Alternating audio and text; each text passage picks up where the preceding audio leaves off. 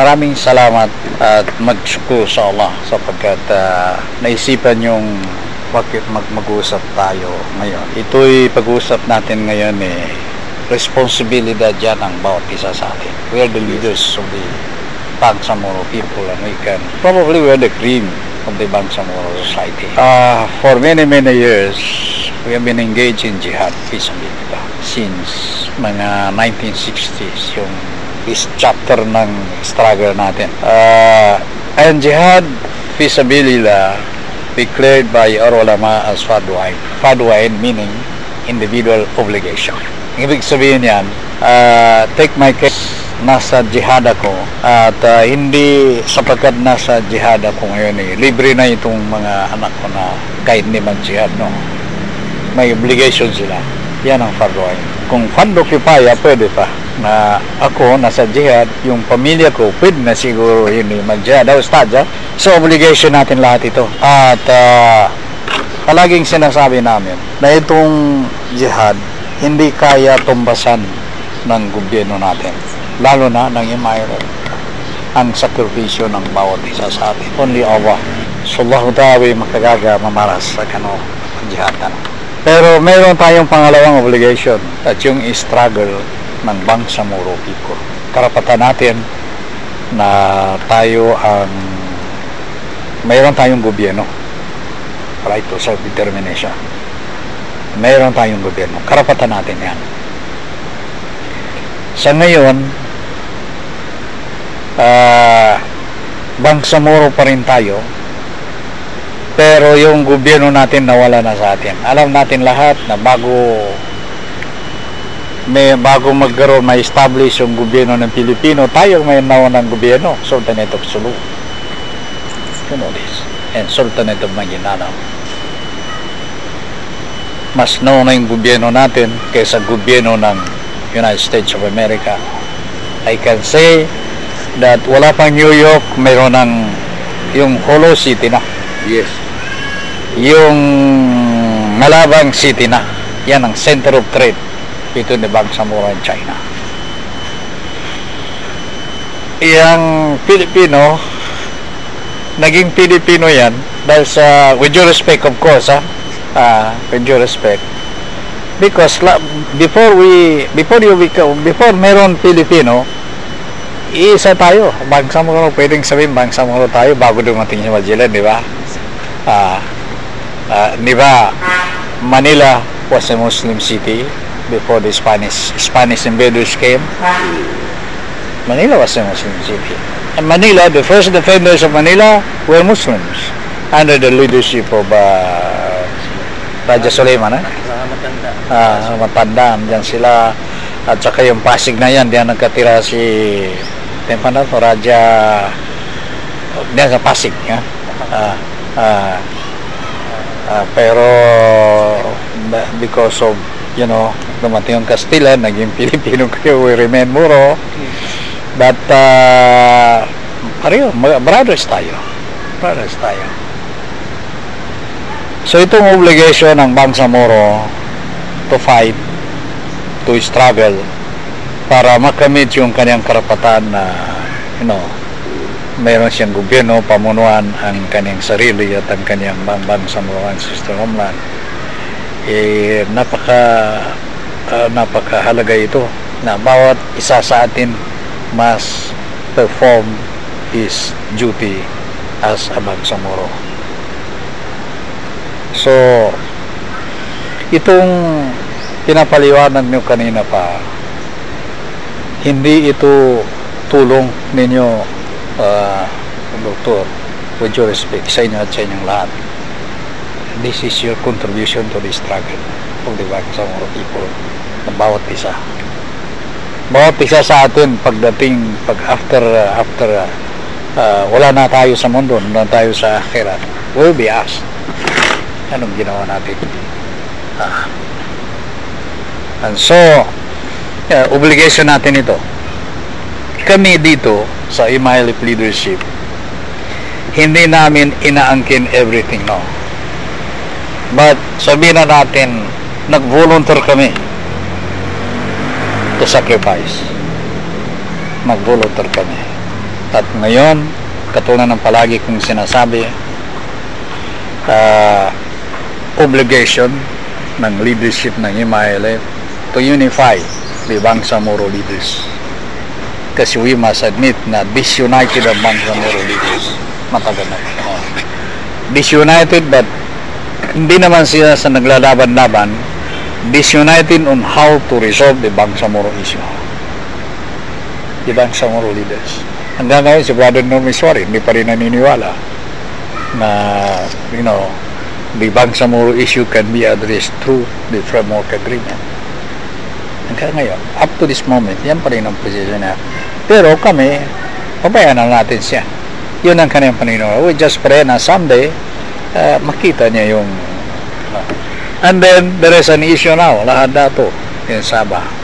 Sinasabi na kaya meron yung gulo sapagkat na-exclude daw yung angka ng kiram sa framework agreement. Pero sinabi ko sa kanila, no, sapagkat ang framework agreement hindi niya ini-exclude ang sino man, Bangsamoro. Lahat inclusive ito sa Bangsamoro. Katunayan kako, ang isa sa major trabaho ng Transition Commission is to draft the Bangsamoro Basic Law. At yung Bangsamoro Basic Law, kabilang dyan yung provision on electoral process. Ibig sabihin, magkakaroon ng eleksyon. Pag nandun na yung Transition Commission, firmado na yung Comprehensive Compact Agreement, there will be election. Ibig sabihin, the future Bangsamoro government will be run by Bangsamoro leaders, democratically elected by the Bangsamoro people. The meaning of that is that every Bangsamoro na qualified can run for a political position. Even Brother Namiswari, even the Sultan of Sulu can run. At pag nanalo sila, they belong to the party in majority kasi ministerial ang gobyerno. At pag pinili sila ng kapartino nila maging chief minister, they become chief minister for the Bangsamoro people. Even the non-Muslim can run for a political position in Cotabato City. See? So, kaya patuloy na pinaliwanag namin sa kanila. Let us cooperate, let us help one another. Magtulungan tayo para ma-resolve na itong issue ito eh. Pag na-resolve ang issue, mawala yung Mindanao conflict because this is the reason, ito ang cause ng Mindanao conflict, Mindanao war, yung Bangsamoro issue. So, if you want to eliminate Bangsamoro Mindanao conflict, Mindanao war, you must solve the Bangsamoro issue. Yan ang susi, yung Bangsamoro issue. Otherwise, without solving the Bangsamoro issue, Mindanao war, Mindanao conflict will go on for many long years. So, dapat lang magtulungan lahat Bangsamoro. Although, disunited ang Bangsamoro leaders ngayon, but we hope na unti-unti ma-close ang gap nito. And we have been doing something, efforts. Meron kang mga ginagawa ngayon para ma-close yung gap.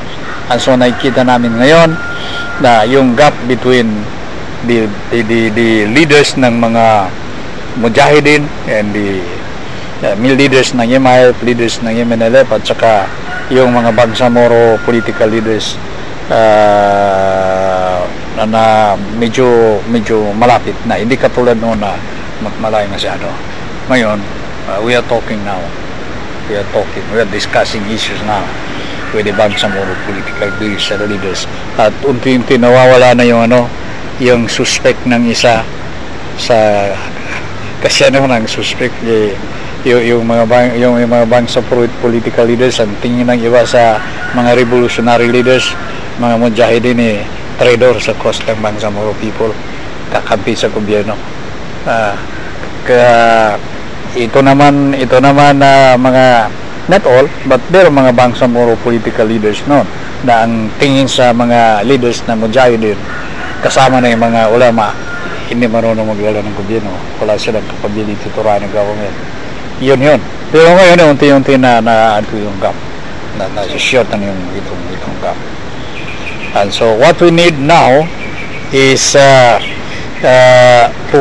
to put up and develop this box of Bangsamoro. Kasi ang nangyari sa atin noon, box ng Tausug, box ng Sama, box ng Maranao, box ng Maguindanao.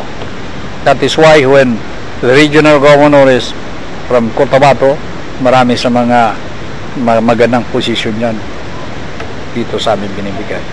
Kung Maranao naman, makita mo kahit hindi makapag-English, mga nandun sa ganun yun sa Western Mindanao. So it's time, itong palaging sinasabi, it's time na may patayo natin yung box ng Bangsamoro. Hindi ang ibig sabihin, inaalis na yung Tausug, Sama, Yakan, Maguindanao. But itong itayo natin sa ngayon, yung box ng Bangsamoro. Because we are putting up, itong pinatatayo natin nation, Bangsamoro Nation. And then, nandiyan kayo, dapat din sa Bangsamoro Nation na yun, magiging, will not be ashamed of them sa mga international fora, mga gathering, yung Bangsamoro na balance yung education, yung Bangsamoro na alam nilang sarili nila. At in Pakistan, yung mga engineer, marami sa kanila, pwede sila magkutba, they can preach in Pakistan. Doctors also, we saw them because we stayed in Pakistan for 1 year. Yun ang isa sa dream namin mangyari sa Bangsamoro, and you will be instrumental to that, realize that yun ang pamaning kamagagatan ni mga abogado magkagagagutwa, mga doktor na mapi kapamusyati na nabi yan yung manaka yan katinag sa minto to Islam na isa. So with that, kami nagpapasalamat sa inyo. Thank you very much. Thank you, sir. Thank you. Of course, welcome.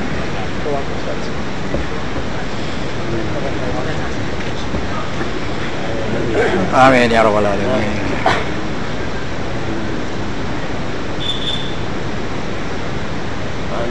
Amin ya rabbal alamin. Alhamdulillah. Okay.